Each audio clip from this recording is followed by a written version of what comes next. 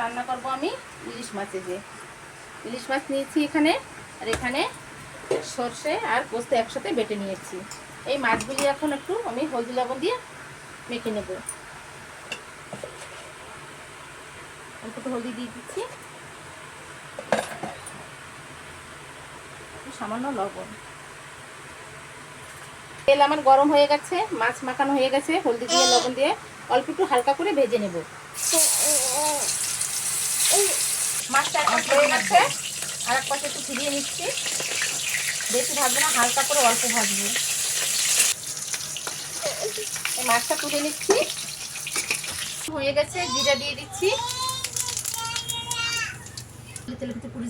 ভিতরে একটু হলদি দিয়ে দিচ্ছি।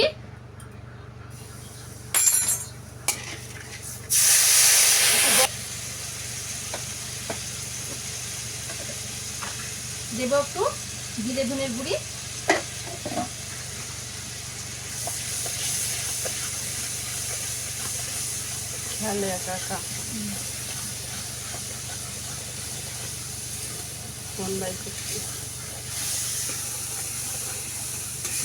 এই মশলাটার কাঁচা গন্ধটা ছেড়ে গেলেই জল দিয়ে দেবো।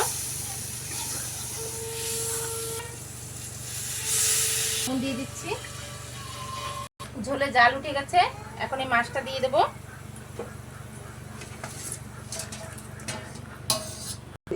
এখন এই মাছের ভিতরে সর্ষে আর পোস্ত বাটা দিয়ে দিচ্ছি।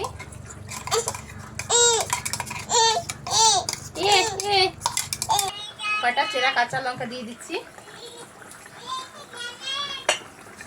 আস্তে আস্তে একটু হতে থাক। মাছের তরকারি রান্না হয়ে গেছে, নামানোর জায়গায় অল্প একটু সরষের তেল দিয়ে দেবো, কাঁচা সরষের তেল।